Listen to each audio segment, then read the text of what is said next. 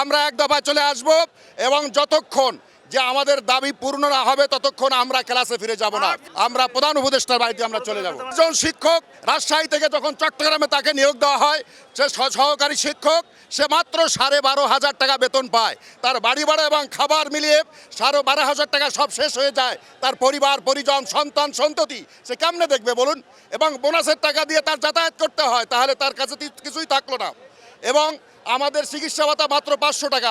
আপনি জানেন বর্তমানে বিশেষজ্ঞ ডাক্তারদের যে 1,000 টাকার উপরে তাদের ভিজিট, তারপর সেখানে রয়েছে আমাদের টেস্ট এবং চিকিৎসা। সরকার যদি না মানে আমরা আন্দোলনে চলে যাব। আমাদের নেতৃবৃন্দ বিশেষভাবে আমাদের অধ্যক্ষ দেলোয়ার হোসেন আজিজ স্যার আমাদেরকে ডাক দিয়েছেন, আজকে যে কর্মসূচি পালন হওয়ার পর নতুন কর্মসূচি আসবে।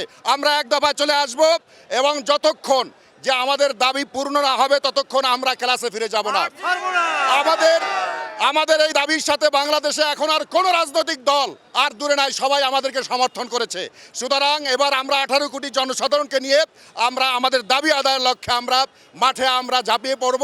আমাদের দাবি আদায় না হলে প্রয়োজনে যে আমরা গণ অনশনে আমরা চলে যাব। আমরা প্রধান উপদেষ্টার বাড়িতে আমরা চলে যাব।